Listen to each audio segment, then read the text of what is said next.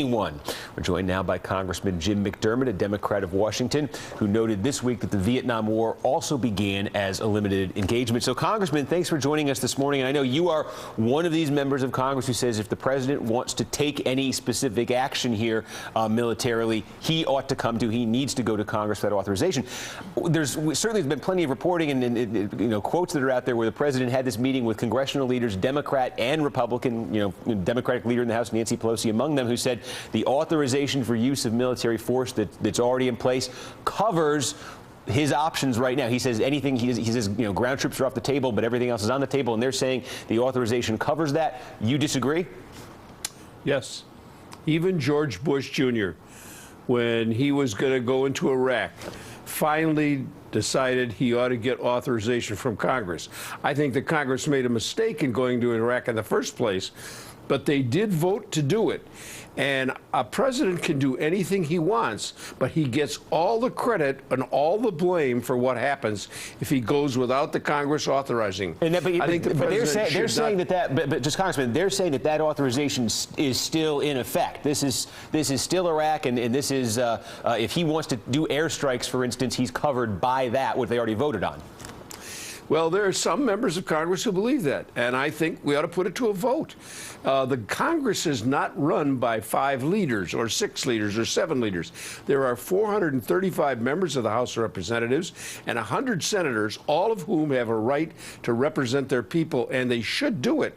And the leaders cannot make a pronouncement like that and expect us to just roll over and accept it. It is simply must be voted on by the Congress. Do you have the sense that if any type of military action, we're not talking ground troops here, if it was something like airstrikes, for instance, came before Congress, just given the mood of the country, given the war fatigue that exists in this country, given what we saw last year when it looked for a while like there was going to be a congressional vote on Syria, do you think in light of that there's any way any kind of military action could be approved by this Congress right now? It seems to me very doubtful if he put it to the Congress, because you listen to Richard Engel and he tells you there are 13 groups of fighters and militias, both Shia and Sunni, over in Iraq. And Tom Ricks wrote an article recently saying, which group should we attack? Now, we think we want to attack ISIS. That's the one that everybody's focused on. But what you're making is collateral damage. People are going to be killed all over the place, and that's the best recruiting tool there is for Al-Qaeda.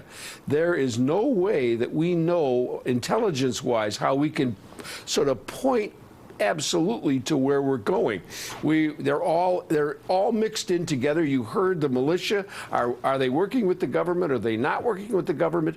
What you have got is a mess there that we simply cannot go into and surgically carve out some kind of target. The case is made, though, among people who maybe are a little bit more hawkish on this than you are. The case is made that if ISIS were to gain a foothold in Iraq, that it would represent eventually a significant threat, a significant terrorist threat to the United States.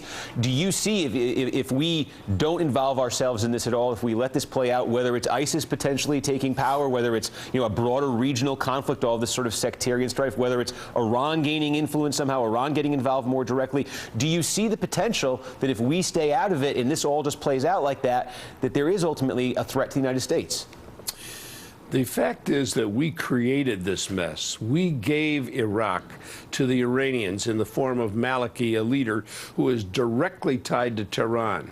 And we have created that. Now the question is, what do you do to get out of it? And my belief is that Maliki has to go. The president has said that Maliki must go, but at the same time, he's sending him arms, and he's sending in drones to help him. Now, when you talk out of both sides of your mouth in a situation like this, you're going to get into a big mess, because you either believe that Maliki is the central problem here, or you don't. He will not form a unity government. The Saudis don't believe it. Nobody else believes it in the Middle East, except Tehran likes what's going on, so they're willing to have him stay there. You've got a very complicated thing, and for us to figure that we could send in 10 or 20 or 50 or 100 drones at 10,000 feet or 30,000 feet or whatever and zap some people and suddenly it'll be all better is simply believing in the tooth fairy. All right. Well, I want to thank Congressman Jim McDermott of Washington State, getting up very early out there this morning. Appreciate the time, sir. President Obama has what might seem to be an unlikely ally in fending off the